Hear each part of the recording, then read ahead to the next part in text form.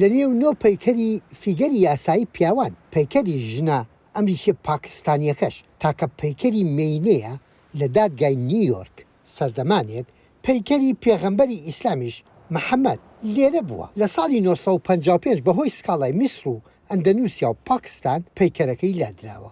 پەیکەرە ئاڵتونیەکە هاوسەی پەیکەری ئیمبراتۆرێتی بێزەنتیەکانە. ئەم پارچە هونەریەش لەسەر گوڵێکی نیولیفەری پەمەیەوە هەڵکشاوە. بەلای ئەم پەیکەرتاشەوە دادگاکە بە فیگەری پیاوان تەنراوە و ژنان لەوێ شوێنیان خاڵی بووە. لە دادگا پەیکەری زۆر هەبوون کە هەمووی پیاو بوون و نوێنەرایەتی یاسایان دەکرد. هیچ پەیکەرێکی مێینەی لێ نەبوو. ئەو پەیکەرم جێ هیچ کەسێکی دی داگیر نەکردووە و هیچ کەسێکی تریشی نەسڕیوەتەوە. لە سەربانی دادگا شوێن هەبوو. لەبەرەوە ئەو پەیکەرە ژنەم دروست کردووە وەک نوێنەرایەتی ژن لەو فەزا گرنگەدا کە لە بنەڕەتدا فەزای هونەر و یاسا فەزایەکی زۆر پیاوسالار بوو. هەر بۆیە دانانی ئەو پەیکەرە لەوێ ڕێگە خۆش دەکا بۆ دروستبوونی گفتوگویەکی زۆر جێواز. ئەم پەیکەرە بەشدارە لەگەڵ کارێکی تری شەهزیە لەژێر ناوی هەوا و هەناسەدان و ژیان کە پەیکەرەکەی دی حەو پێیە بە ناوی شاهید حاڵ لە پارکی مادیسۆن سکوێری نیویۆرک دانراوە.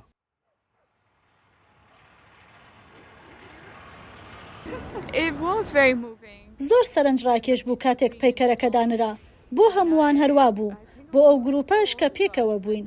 ئەو فۆرمە نوێیە بۆ هەمووان جێگای سەرنج بوو.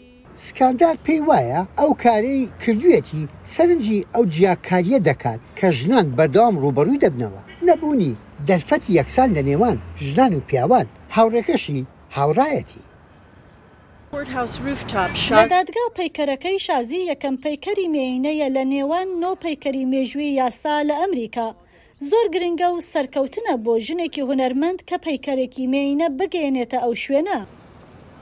30 ساڵ لەمەوبەر لە پاکستانەوە هاتۆتە ئەمریکا. پەیکەرەکە چەندە جوان و ڕەنگ و ڕوخساری خانمێکی نەخشاندووە. وردەکاریەکانیشی هەر شتە و ئاماژەی خۆی هەن. یەحیا بەرزەنجی دەنگی ئەمریکا.